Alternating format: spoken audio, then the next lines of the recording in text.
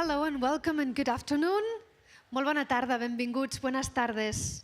Es bueno veros todos aquí. Seguimos con las conferencias de Sónar+D. Let's keep on going with Sónar+D talks. The next one is about building a brand and a business around your music, which is not an easy thing. Most artists want to make a living around making music, and it's not easy.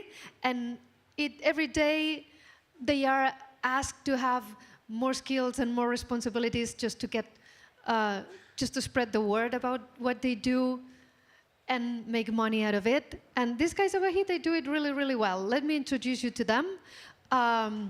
Here's Oskar Ekman from year 0001, and Emilio Fagone, also from year 0001. I love to say that. The producer, artist, and entrepreneur, Cora Novoa. And finally, Adam Katz from Imprint Projects, a guy who has a lot of experience collaborating with artists and brands. So the artists of these three guys together, the experience of these four guys together is really valuable if you listen with really open ears. So please welcome them joining us together.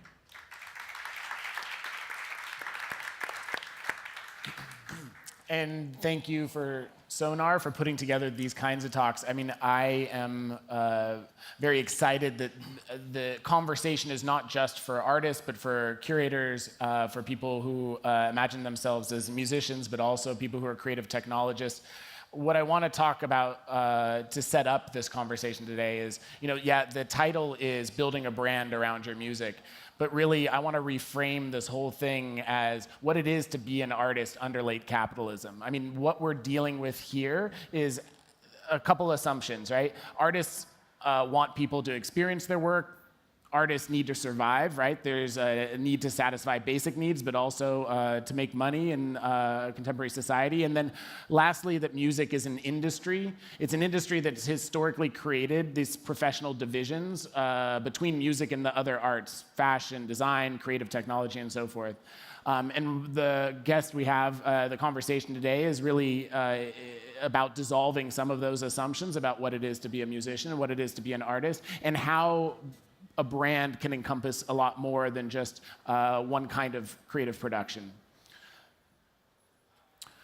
To introduce Kora Novoa, she's a Barcelona-based producer, DJ, and artist. She started the independent label Seeking the Velvet. This is a label for electronic and pop experimental music. It's a venue for expanding her artistic vision through everything from illustration to clothing design, packaging, accessories, audiovisual projects, and more. She has an album coming out at the end of the summer, which you should check out, but I was really taken mostly by some language on her website. What she says is that this project seeks accomplices, mirrors, connoisseurs, and people in the following wavelength: restless, creative, multidisciplinary, futurists, radicals, music lovers, people who are in constant motion, visionary, intuitive people that challenge the established, and people who are curious. I think that does a good job of describing the way she approaches her work. And I think it's also notable that in this creative and professional pursuit, she's also done collaborations with brands like Jack Daniels, Hugo Boss, and Red Bull. Cora's going to give a little presentation, and then we'll introduce the guys from year one. Well, hello, everybody. I want to show you a little bit and what I'm doing now with the presentation. I don't know. Sorry. Well, my name is Cora Novoa, and I'm a music composer.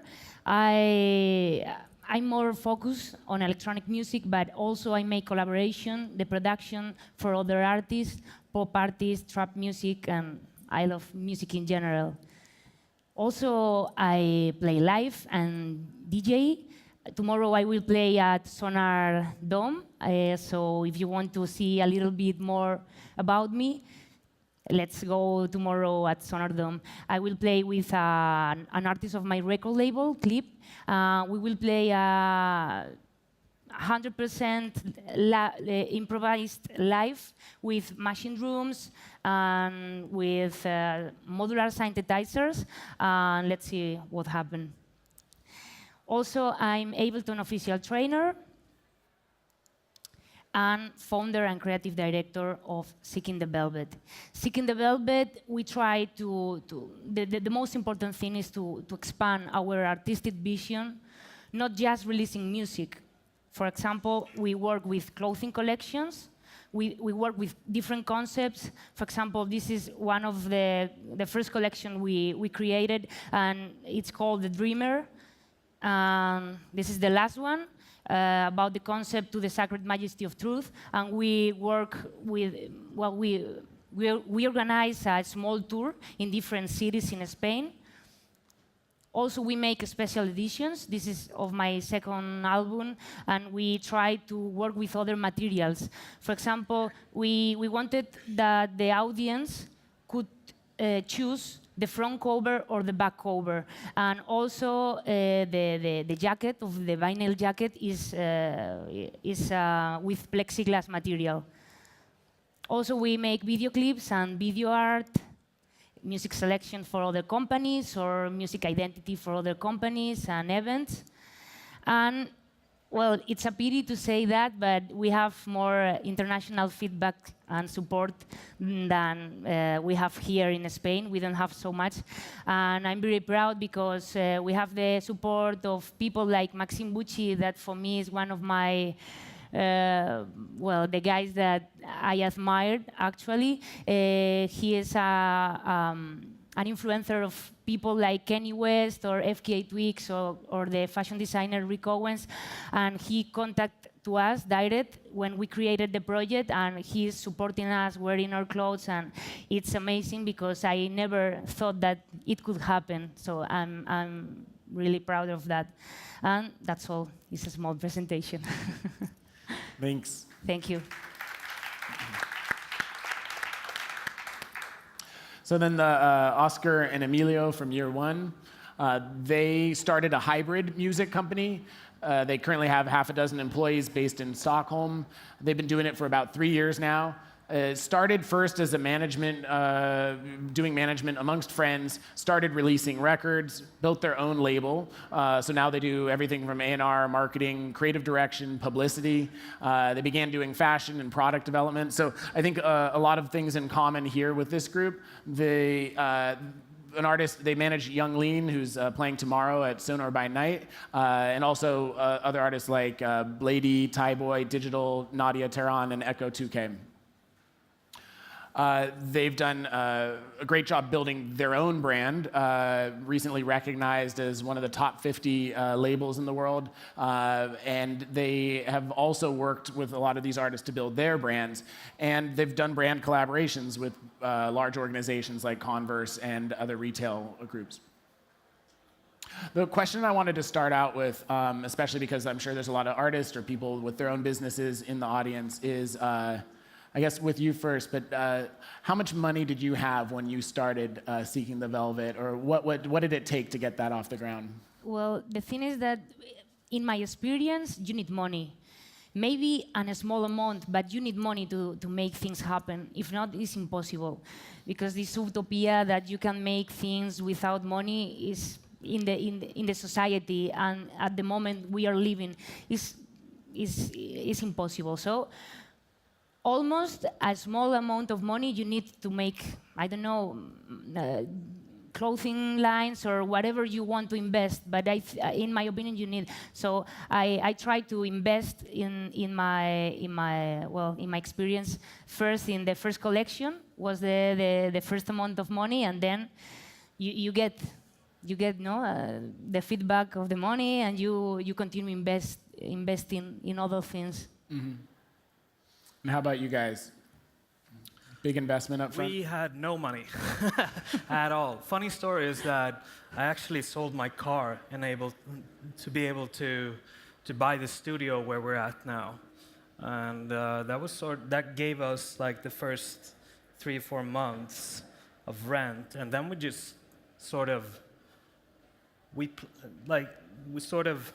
split invoices here and there, and we really struggled the first 2 years. It's just up until like the last 12 months, I think, that we've been doing all right, or have been able to like pay ourselves a salary on top of what we're doing.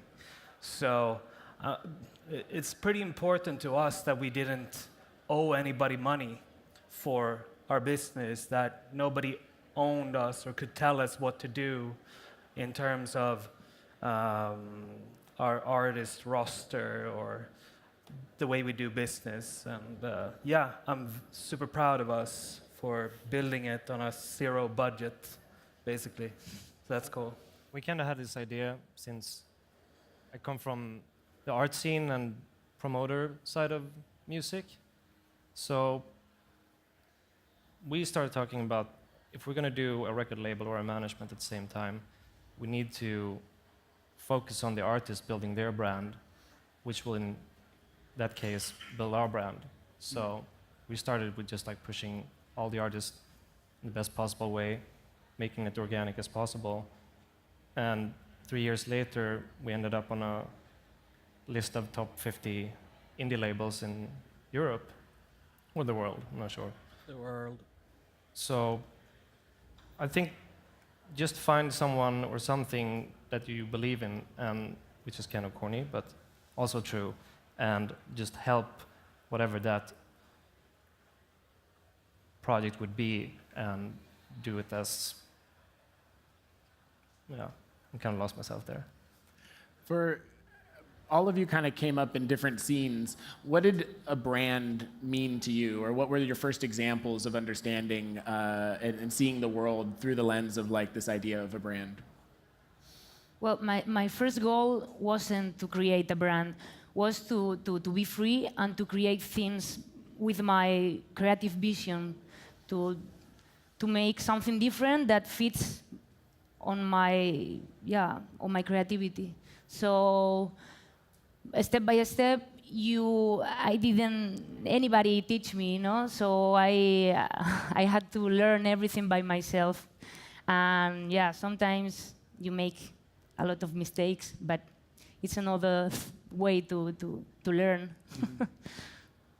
Early influences for you, music, art, other labels?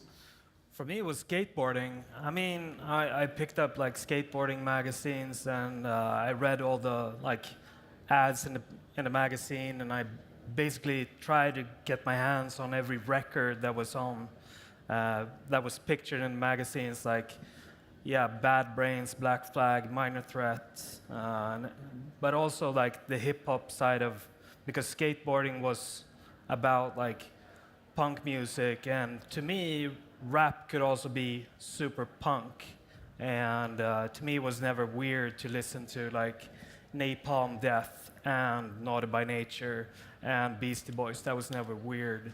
So to me that was my introduction to music or the culture that I've followed like the rest of my life so far.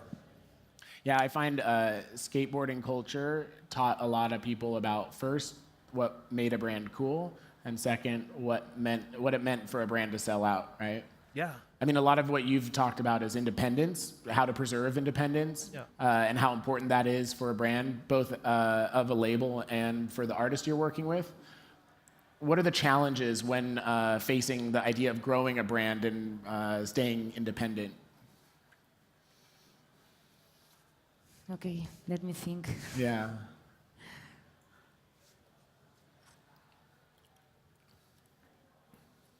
If you want to. I think a big challenge is just to keep on a steady route with what you do and be consistent, because people kind of see through somebody not being consistent in what they do. I think in order to build something long term, you have to sort of figure out your narrative and your story, what you're telling people, what you're communicating to people. That's super important. I think in order to build something long term, you need to figure that out pretty early. Yes, and to be coherent with the project, with the different things you want to release or to do. I think to be balanced and to have an honest way to work, you know, with the audience and with the project. To have an idea who Yeah. you want to reach. Yes. Well, you're starting to talk about like ambition and vision. You know, where do you guys see, maybe first with your label and the project there, where do you see yourself in the future? What does it look like to have this brand, but also this creative project grow? Or is it just enough to, you know, continue doing it, to feel compelled by the creative process, to still be motivated by that? Well, the future, first of all, I need more people in the team because sometimes, well, we are just 3 people and it's impossible to make some projects. Who are the 3 people? What does the team look like? Well, the team is the graphic designer and a PR, and Julia that is working on PR and communication and all these things. And I do everything. Well, everything. I work in all the areas because I like to build something and balance and to have general goals to yeah. Who's the first person you guys hire? That was actually our product manager. His name is Kim, because we figured, like, okay, Young Lin sells a lot of T-shirts, so we didn't have the time. What's a lot? How many? Well, if thousands of Young Lin T-shirts out there? Yes, like a couple of hundred a month at least. Wow. So that's a big business. That's a big part of our business, just to keep that rolling and keep like delivering the economic side of that whole process. And so he was the first person who came into our company, but he's also a brilliant art director, so he could fill in on art direction. Turns out he's also a very good copywriter, so he's been copywriting everything as well. You know, when you do it yourself, you have to like find out what everybody's actually good at and give them the responsibility to sort of run with that. But the 4th person we hired was like a full-time economics person, just to keep track of like the accounting. And like one of our ideas about the record label was just to continuously account to our artists, because I feel like an artist getting paid all the time is a happy artist. And we set out on like a path to account to every artist that we have signed like every month, so sort of make sure that they have money in the bank. Yeah, keep the flow of information consistent towards who you work with, so they know what's going on. To the other artists, as well as, so hiring out, outsourcing, or building a team that can handle the money side of things. How important is the conversation around money when you're thinking about where you want to be, or what your role is in relationship to the artist that you're working with? To me, I learned over the years that that's crucial to your whole relationship. If you can't trust each other with the money, you can't trust each other at all. So basically, the more transparent you are to everybody you work with, the better.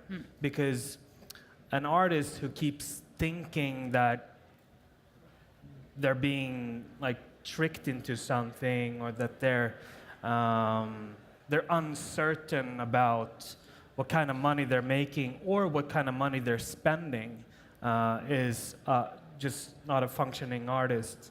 So for some people, that can be a very frightening thing, to just look at numbers and be like, okay, how much am I making off of the master recordings, or how much am I making over merchandising? But I think in the long run, it's a much more healthy situation to be aware of your finances. So we set out really early to be super transparent to our artists and be like, okay, so if you want to fly back from Australia 3 days earlier, that's going to cost you. And I mean you.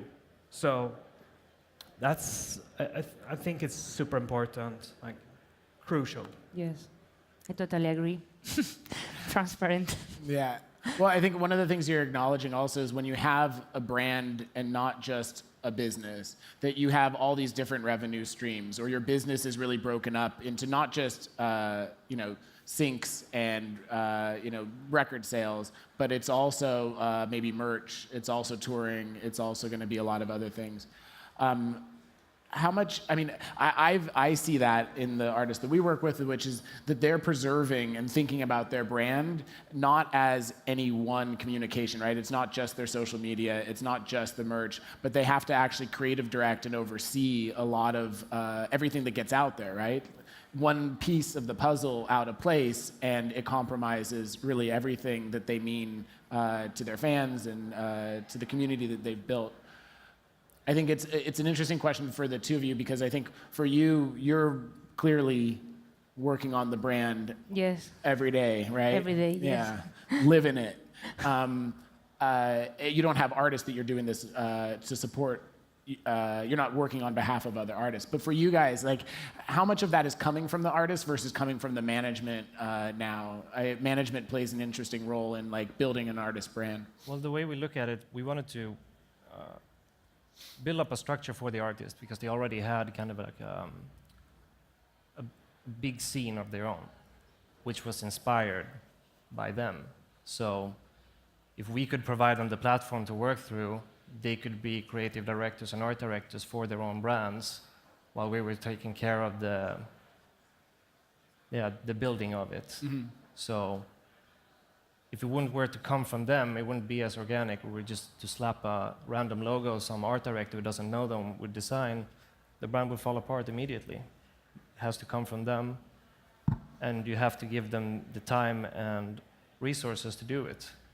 And then they will grow out to become creative directors and art directors down the line, getting the experience. And when you're looking at artists to bring on or to work with, how much of it is the music versus that ability to do that other side of what's going to make their career? I really think that depends on the project and what type of music they're doing and what their goal is. We always sit down with them before, like, what's your idea of this? Where do you want to go with it? I mean, you could either be a composer and like work in kind of like the art scene of it, or you're an upcoming rapper who just want to make a big hit. Right. I feel like there's some artists that know where they want to go, but oftentimes, part of that creative pursuit is not being able to articulate that. It's not knowing. I wonder if you're worried, like I am, that there's such a high demand for artists being able to describe where they're trying to go in a professional sense, in the terms of their brand. Do we lose anything? Is the music compromised? When they don't know what they want to go, or if you're not able to cultivate all this other stuff, does that make you less able to be interested on that artist or a successful musician? Well, depending, if you are lucky and you arrive at a platform, a nice platform, and they have a great infrastructure and a nice strategy, is nice. But I think today you need to know your goals. You need to know not just doing music. No, I think it's easier when because the time is changed. And in the past, okay, maybe you can focus just making music, and the record labels sell music and just play and go to play and have tours everywhere. But I think that now you need something else, and so depending the person. Yeah. I think especially. It's always been like that. It's just the media or the medium that's changed. Before you were selling CDs and LPs and cassettes, and that was the only way to listen to music, or radio. Now there's digital streaming platforms, which makes it easier for the artist to put up their music and release it, but it doesn't make it easier for them to reach the audience that might like it or appreciate it. So something we do when we take in an artist that we'd like to release music with is that we're trying to build kind of like a case file for it, or where we go in and maybe look at artists that are in the same area of music as they are. And we find out playlisters at the different streaming platforms, reach out to them, we send them stuff early on. We go to media that could write up a proper article about the artist that will reach the right audience. And I think in that way, you just keep on building consistently in that way. And I think word to mouth is still something that's going on. People send music to each other, and it's all about reaching out to the right audience. Yeah, a lot of what you're talking about, I think, is people not being afraid to engage with the different parts of the process or the project, and kind of dissolving some of those barriers that exist in one case in a more corporate context, and in other times when people feel like that they only have license to do one part of the project, or the copywriter who doesn't feel like they can do art direction. I guess thinking of like having all those skills, and a lot of people here might be wondering, how do you end up learning to do those different things? What is the way that you did it, or what have you seen that you want to be sharing with other people? Why I learn how Just to by make doing- everything. Yeah, how do you do it all? Well, step by step, because I did by myself. So, and in the beginning, the first year, I was alone. So I did the design of the logo. I did the first clothing collection. I didn't know anything, so I was checking internet. Was my Bible? I don't know if it's Yeah. so.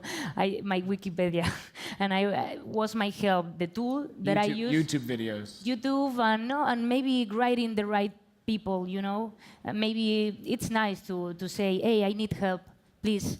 Sometimes people doesn't answer you, but it's okay. You have to try and work day by day and be happy, because you are doing, what you like. And for me, this is the most nice thing. Yeah, I want to stick on that. Are there mentors or people that you guys have been able to learn from? Yeah, definitely. I mean, for me, it was the DIY scene, the whole DIY scene, punk and hardcore. And I learned how to actually not limit yourself by putting on punk shows and being limitless in that way, just putting out fanzines and starting a record label. And to me, it was always looking at the bands and the other promoters that were around me at the time. But that was basically my school of how to do these things. And mentors, there's been a couple, there's been some that has been consistent over the years, but I've kept people around me that I can feel comfortable around being creative and having ideas, and Emilio's that person to me right now in work, because he never turns down an idea, how stupid it may sound. We have that level of communication between us where we can be completely open with ideas, and I think that's super important. But some of the business stuff, we just learned by doing. I mean, we've fell into traps, we've done bad business, we've done... Everyone does. Yeah, we've done stupid things, but we never do them twice. So I think that's important. Do you want to share one of the stupidest things? Well, for me, it was like the first time we remixed a song for like a major label, and you get slammed with this contract saying, we own everything, you give us everything. And I realized that, well, they can do anything they want with this recording. They can split it up, they can send the drums to a Mercedes-Benz commercial, and we'd get basically nothing. So I just sat down in the floor in the studio for like 3 hours and just looked out the window.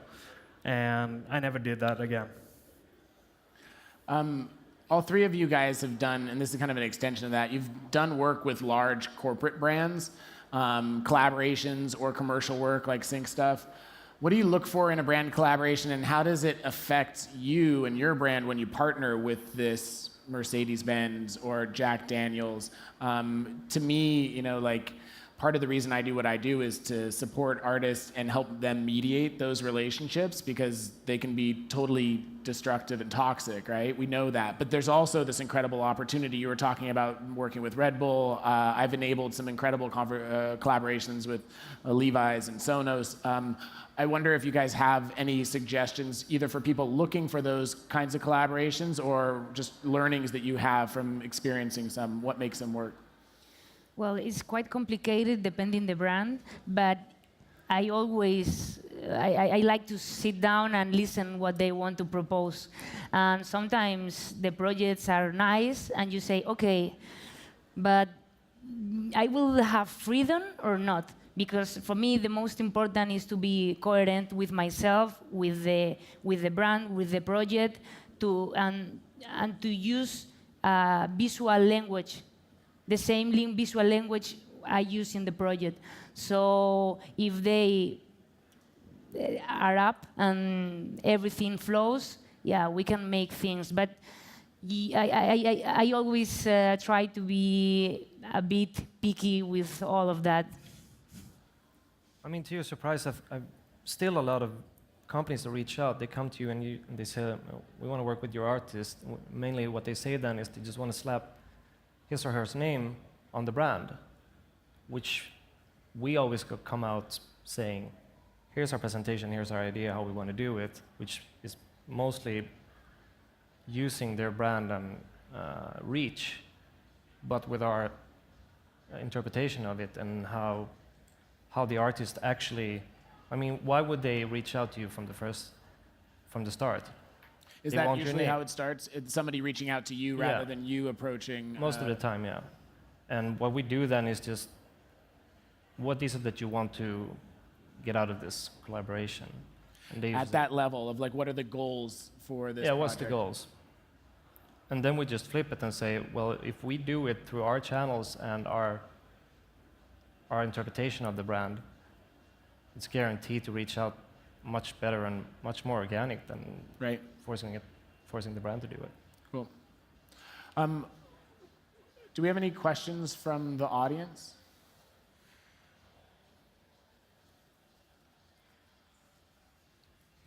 Yeah, hi, and congrats for the talk. And I wanted to ask, how do you get fans for your projects, for your artists? I mean that it's super cool to have a very good brand, to release a fantastic song, but if anyone listens to them, it doesn't make sense. So what are the channels that you use? Is Instagram, is YouTube, or Spotify, or what are your strategies to get new fans and new audience? Well, it really depends on project to project. But I mean, social media is always great, but content has to be authentic, because people can see, like, an audience can see through authenticity nowadays. They can tell if something is super produced or very honest. And I think it's important to think about these things when you put out something to the world. Is like, what is this about really, and how do we communicate it? What channels do we choose, and pick them carefully, and just think long term. Well, the strategy we have to get more fans, we use social media and also press, the media in general. We take care about not just to work with the music media. We like to work with fashion media and also with art media or design media, because it's, you know, are the 3 or the 4 areas that we work. And if we just focus on music, it's a shame. But yeah, social media. The other thing you were saying backstage, which I thought was a good takeaway for everyone, is it's also just this idea of doing that work every single day and continuing grinding on the same message with consistency. And what I do when I'm working with artists or with brands even is not just to give that long view, you know, what does it look like to continue doing this project into the future and operate as if that's going to be your way of working always and every day, but also to not just broadcast stuff, but to invite participation and to encourage conversation so that people feel empowered to share your message, so that instead of just being one person putting it out into the world, that you're empowering your community, the core community, and then everybody else that sees that to do that work with you. I think the other thing that maybe these three won't speak to right off the bat is that when you're informed by values and there's ethics and vision behind it, there's a higher order to the work, and then you're not just sharing the music. It's not just that song or that album, but your message has this longer view that's grounded in something that feels meaningful and that people can relate to far beyond you know, that particular product. And then you'll have the kinds of fans that'll allow a song or an album or a show that's not what they love right that moment because they love the whole project. Yes. My question was like for Cora, and maybe if she can go to the past and like when she was do like everything and internet was a Bible, and now getting a little more professional and having, you know, people doing design with you, people doing like your social media, like, and kind of like taking the load so you can concentrate on your music. It's like, you know, what It's is a big deal. like, you know, how was the feeling and how that progressed on your career? Yeah, the problem is a big problem because now I love business, I love marketing, I love design, I love clothing, I love music, I love a lot of things. But the real thing is that I'm a musician and I'm DJ, so it's hard to balance the time and to schedule every day, and it's a problem. But it's a big problem. But I think that in a near future, if we have more people in the team, I think I can focus more. For example, this year I couldn't release a clothing collection because it's impossible. I was focused on recording my third album, and yeah. So next year maybe the team grows. More people, more problems, though. Yeah, do you think? Thank you for your advice. I mean, yeah. Let me think about it. Another question?